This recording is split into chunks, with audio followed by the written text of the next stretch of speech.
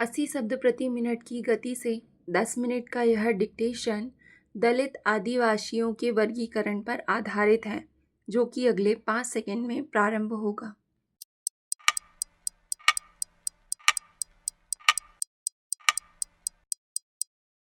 Start. दलितों और आदिवासियों के वर्गीकरण के बारे में सुप्रीम कोर्ट का फैसला आज समाज और राजनीति के संबंधों को भीतर से बाहर तक बदलने की तरफ ले जा सकता है। इसका असर SC, ST तक ही सीमित नहीं रहेगा, OBC पर भी इसका रूपांतरकारी असर पड़ेगा। अगले 10 से 15 साल के भीतर देश की 60 से 70% आबादी की राजनीतिक सामाजिक पहचान पहले जैसी नहीं रह जाएगी। फैसले को गंभीर राजनीतिक कानूनी रुकावटों का सामना भी करना पड़ सकता है। संविधान निर्माताओं ने समाज की नक्सानवीसी करते हुए उसे 2 हिस्सों में बांटा था। इसके बाद पिछड़े वर्ग की विशाल बहुसंख्यक श्रेणी का विभाजन 3 हिस्सों में कर दिया गया। इसी मानचित्र के अनुसार हमारी चुनावी गोलबंदी की संरचना बनी। इसी के मुताबिक आरक्षण के जरिए यह तय होना शुरू हुआ कि राज्य के संसाधनों पर किसका कितना हक होगा। दूसरी तरफ इस संवैधानिक नक्शे में संशोधन की कोशिशें भी चलीं, पर इनमें से किसी को कानूनी दृष्टि से कामयाबी नहीं मिली।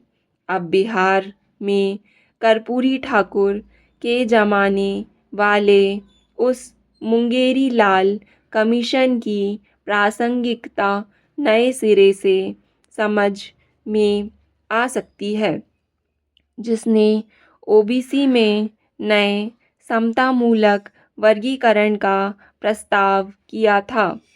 इसी तरह से मंडल कमीशन की रपट के साथ नत्थी RL नाइक कमीशन के एकमात्र दलित सदस्य की उस असहमति पर निगाह डालने की ज़रूरत महसूस होगी, जिसमें OBC को खेतिहर और कारीगर जातियों में बांटकर उसी के मुताबिक आरक्षण का प्रतिशत अलग अलग तय करने का आग्रह किया गया था। मुंगेरी लाल और नाइक के प्रस्तावों के अलावा संभवतः हो सकता है कि यह फैसला काका कालेलकर कमीशन के सदस्य शिवदयाल सिंह चौरसिया द्वारा व्यक्त उस विस्तृत असहमति पर गौर करने की तरफ भी ले जाए, जिसमें आर्थिक आधार पर आरक्षण देने के आग्रह की कड़ी आलोचना दर्ज है। यानी अब EWS पर पुनर्विचार की गुंजाइश पैदा हो सकती है। सरकार द्वारा बनाए रोहिणी कमीशन के आंकड़े पहले ही OBC के पुनः वर्गीकरण को ज़मीन तैयार करने का काम कर रहे हैं। ये नए संदर्भ में और प्रभावी लगेंगे। सुप्रीम कोर्ट के निर्णय की खास बात यह है कि उसने पंजाब समेत कुछ राज्य सरकारों द्वारा शुरू की गई उस प्रक्रिया पर कानूनी मुहर लगा दी है जो SC, ST श्रेणियों में वर्गीकरण की तरफ ले जाती है। अगर यह फैसला पहले आ गया होता तो बिहार में नीतीश कुमार द्वारा बनाई गई महादलित श्रेणी में पासवान, पासी, धोबी और रविदास जातियां राजनीतिक दबाव डालकर ना घुस पातीं। उस सूरत में बिहार का दलित आरक्षण दो हिस्सों में बट गया होता। ज़्यादा बड़ा हिस्सा उन 18 बिरादरियों को मिल रहा होता जो संख्या बल में कमज़ोर और सामाजिक शैक्षिक रूप से बहुत पीछे मानी जाती हैं। अगर यूपी सरकार चाहे तो बसपा के मुख्य जाटव जनाधार के आरक्षण पर दबदबे को घटाकर दूसरी लेकिन संख्याबल में कमज़ोर दलित जातियों को प्रमुखता दे सकती है। इस रोशनी में अदालती फैसले को लेकर चिराग पासवान और बसपा की बेचैनियों को आसानी से समझा जा सकता है। भाजपा के लिए इस फैसले ने कई तरह की अनिश्चितताएं पैदा कर दी हैं। एक तरफ वह अति दलित और अति पिछड़ा वर्ग को नए आश्वासन देकर एक बार फिर अपनी तरफ खींच सकती है और दूसरी तरफ इसकी प्रतिक्रिया में ओबीसी श्रेणी की शक्तिशाली खेतिहर जातियां उसका साथ छोड़ सकती हैं।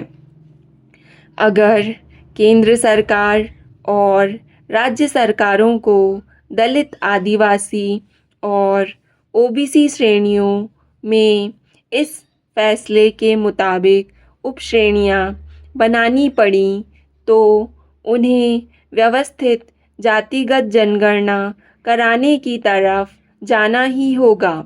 एक तरह से सुप्रीम कोर्ट ने यह फैसला देकर जातिगत जनगणना की मांग पर अघोषित मोहर लगा दी है।